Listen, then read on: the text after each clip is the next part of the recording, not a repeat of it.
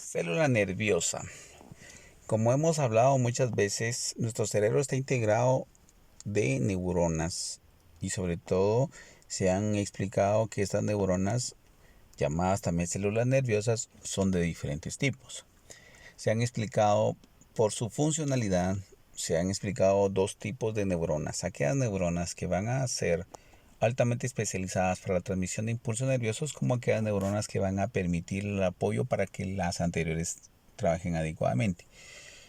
Antiguamente se había hablado de este tipo de diferenciación y se decía que las neuronas de apoyo pues solo para eso servían. Sin embargo, pues se ha demostrado que esas neuronas son sumamente esenciales, que la disminución de la cantidad de esas neuronas de apoyo van a afectar el funcionamiento de las neuronas funcionales y por lo tanto van a crear un problema.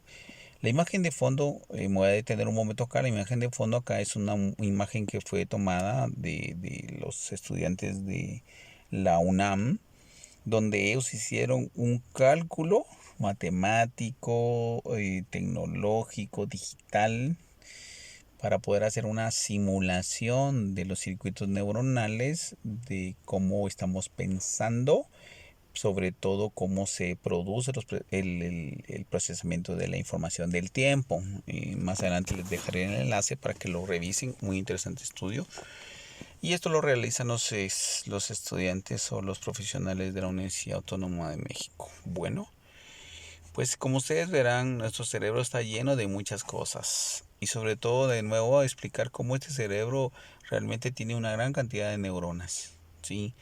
Como hasta ese momento hemos hablado, hemos dicho que está desde 1.4 o 200 gramos de peso. Se han hablado que tiene entre 96 hasta 100 millones. Y entonces, o billones, perdón, en algún momento tenemos que detenernos en entender cómo esas conexiones de esas cantidades de neuronas, conjunto a las neuronas de apoyo, van a producirse, van a darse. Por eso es que hay un proyecto interesante que es el conectoma humano, y eso ahí más adelante les dejo un enlace sobre cómo entender este tipo de cosas. La verdad es que como el curso es básico, solo les dejo las inquietudes para que vayan ustedes investigando un poquito más.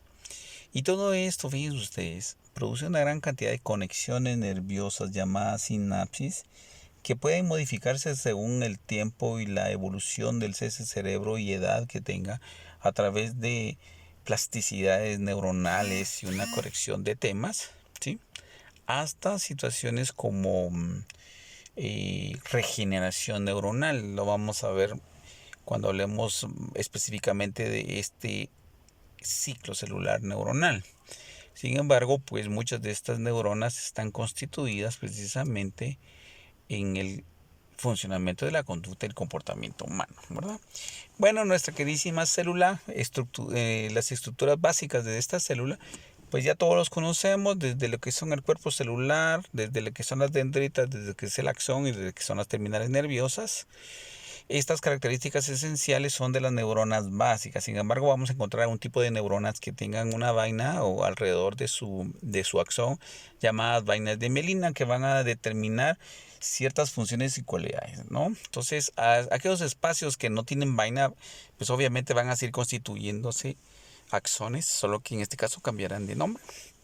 Y algunas estructuras intracelulares que también van a modificarse para adaptar ese cambio estructural o morfológico de la neurona, y cuyos procesos van a seguir siendo los mismos, solo que van a constituir algunos cambios en términos de la neurona, ¿verdad? Vamos a hablar del axolema, axoplasma, los corpúsculos de Nils, etcétera, los nodos de Ranvier, etcétera, etcétera, ¿verdad?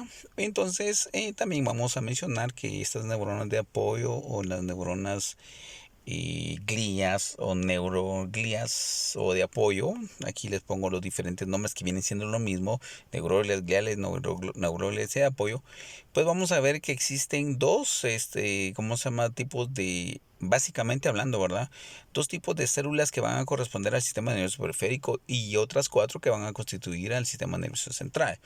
Las células satélites son las que generalmente van a estar como circulando o que van a estar protegiendo los ganglios o los núcleos de nuestro sistema nervioso central. Las células de Schwann van a ser los responsables de producir vainas de mielina en las neuronas periféricas. Y por ejemplo, los ligodendrocitos, que van a ser también los formadores de vainas de mielina, pero a nivel del sistema nervioso central. Tenemos los astrocitos, que son importantes, que estos son reguladores de las funciones metabólicas de nuestro funcionamiento celular. Y es importante porque estas regulan incluso sustancias químicas, nutriciones, regulan incluso la cantidad de azúcar que se da. Y una serie de cosas importantes. Siempre he dicho yo que los astrocitos van a ser nuestras neuronas plan B, o de hecho tal vez ya son el plan B, porque son astrocitos que hacen unas funciones altamente especializadas. Luego tenemos la microglia, que siempre lo que he instituido como los sistemas de inmunológicos o de defensa de nuestro sistema nervioso, porque estas son las que se movilizan precisamente para atacar, limpiar e incluso evitar que haya una infección. Y las células ependimarias, pues que son estas células que van a permitir, junto con los plexos coroideos, la formación y circulación de líquido cefalorraquídeo que circula a nivel de los ventrículos. Y de nuevo, recordemos en nuestro núcleo, que ahí lo vemos en la parte superior izquierda, y vemos esas estructuras intracelulares que ya hemos hablado, pero le voy a hacer énfasis precisamente a nuestro diseño que está abajo. Y vamos a hablar que con una flecha todo el impulso nervioso empieza desde del soma hasta las terminales nerviosas. Sin embargo, recordemos que habíamos platicado de las zonas de cada una de estas. La zona 1, que es la zona de recepción, la 2, que es de activación, la 3 es la transmisión y la cuarta de liberación.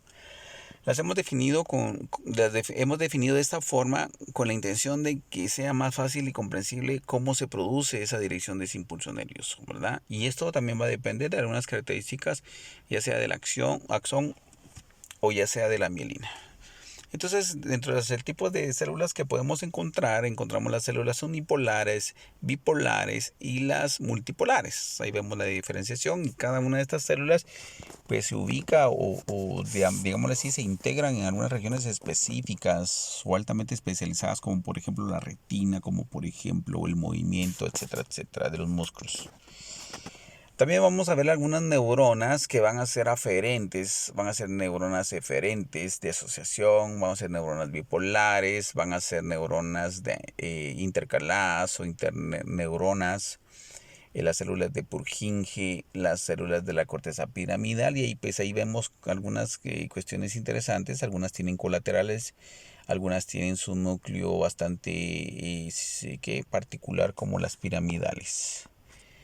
De nuevo, pues aquí lo vemos de otra forma. Tenemos esa manifestación de sus dendritas, ¿verdad? Tenemos una neurona talámica, unas neuronas de cesto, las estrelladas y las granulares. También tenemos aquellas neuronas que van a tener una terminación libre, cuya característica va a servir como sensores, ya sea de la vibración, del tacto, ya sea de las sensaciones del dolor, etcétera, etcétera, ¿verdad? Y entonces la intención de explicar esto es que las neuronas de alguna manera tienen ese procesamiento especializado, ¿no? Y entonces tenemos que distinguirlas de aquellas que tienen mielina, de las que no tienen mielina, de las que son de axón largo, axón corto, las que tienen colaterales, incluso las que tienen mayor velocidad, las que tienen menor de velocidad, las que son especializadas para respuestas inmediatas, y etcétera, etcétera, ¿verdad? Y aquí precisamente les traigo yo el ejemplo de lo que es el conectoma. El conectoma humano es un proyecto interesante, que la intención es ver cómo están integrados los circuitos cerebrales que integran el cerebro. Y se han hecho algunas asociaciones entre colores y todo para determinar cómo es esa funcionalidad. Este es un tema apasionante. La verdad es que es cuestión de estudiar un poquito más y siempre hacer las referencias y sobre todo hacer las discusiones de lo que se ve. Necesitamos avanzar mucho en este campo de la neurociencia, y precisamente por eso estamos tratando la manera de dar temas o complementar los temas con otras cosas que tengan que ver con el desarrollo. Y por último, pues igualmente, siempre hablando del conectoma humano, vemos aquí en esta parte pues cómo se ven las neuronas de esta porción, y cada una de estas neuronas pues hay quienes lo han comparado como que fueran estrellas del universo, y la verdad es que es algo muy fascinante, porque tendríamos que desarmar a cada una de ellas para entender su función. Incluso algunos hablan de que como fueran hormigas, no podemos estudiar a la hormiga si no entendemos su hormiguero. Bueno, y con este tema terminamos y continuamos más adelante.